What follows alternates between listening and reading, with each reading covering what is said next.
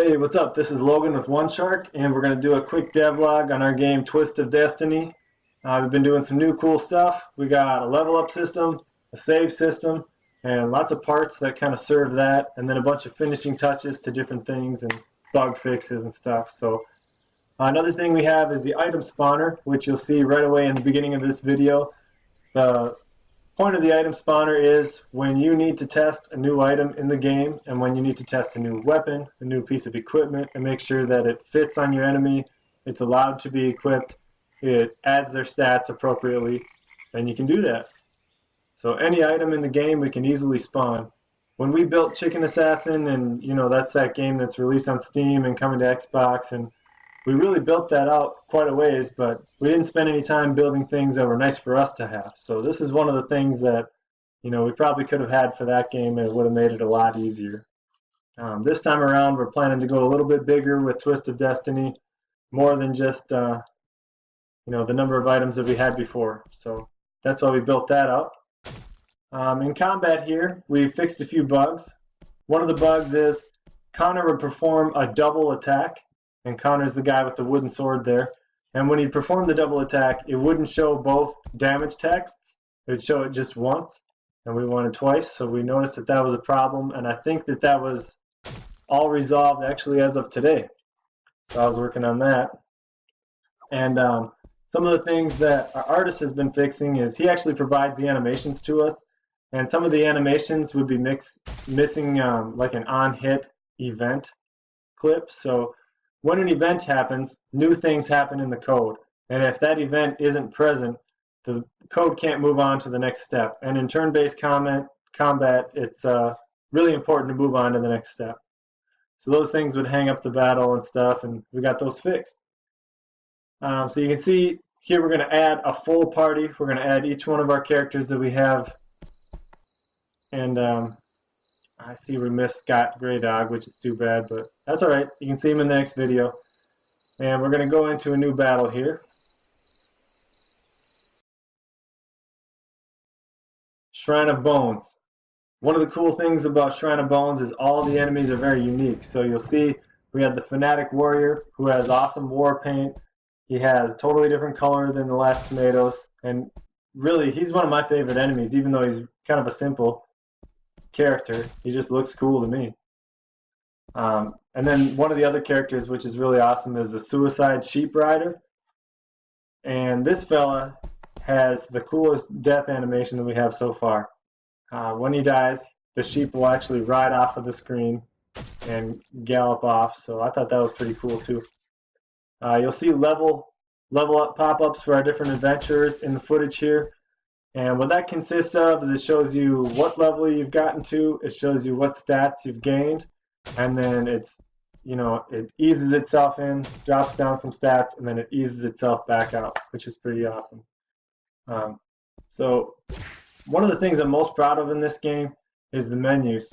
We've created so many different menus, and we have 4 adventures and all this complicated stuff, and it's all starting to really come together and work together.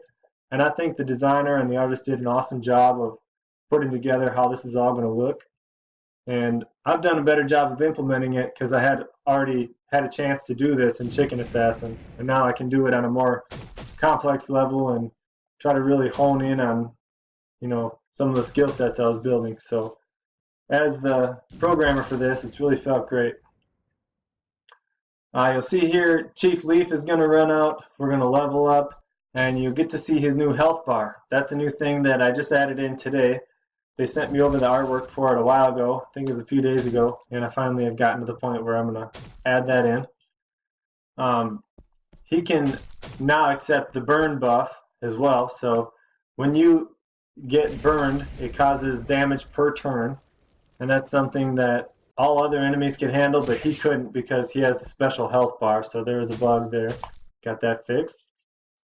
And his new HP bar has a skull on each side. It's going to show his level, and his HP goes down, and it's cooler than everybody else's, and we want the bosses to feel special. So I think we did our job there. That part's going good. So now while we got a little bit of downtime and we're watching the battle play out, I'll explain how the save system actually works. So when you have to save a game, you have to choose which stats you're going to save. And in a game like this, each adventurer has, base stats. They have adjusted stats. They have items equipped to them. They have level. They have HP. They got all sorts of stuff going on that we have to save. We have to save even which skills they had unlocked. And you have to do that for every adventurer, not just the ones in your party.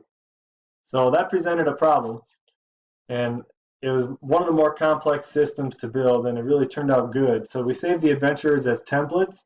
So I have a class in the code that's called the adventurer template, which will save all the important parts of that adventurer. And if it's not created yet, it will create one. And then it's, you can think of it, visualize it as a set of index cards for each adventurer. And when you save the game, stick that whole Rolodex into the save file, it crushes it into some XML, and then you're done. And yeah, that's basically how that part works. And we're going to be working next week on some more bug hunting. We got a whole list of bugs that I got to go through that they were kind enough to dig up for me. And then we're going to be fixing some of the different quirks and things that aren't necessarily bugs but might be bothering us and we need to work on. And then we're going to be adding in a ton of new content. They've already provided a lot of maps and enemies and items and things that I can add in. So as it fits into my coding, I'm going to start putting those things in as well. So I expect next week we're going to have some awesome new visuals for you guys, and more than just, code explanations and stuff like this one. But the game's going awesome. I expect by the end of this year we're going to be very close to releasing the very first demo and starting to get some player interaction and stuff. So we're right on track. I mean, we already have the same amount of code and stuff going on as we did in Chicken Assassin after 6 months. So we're killing it. Things are going good, and they're going to keep going good. Thanks for watching, and we really appreciate your guys' support. Let us know what we can put in the game. What do you like to see?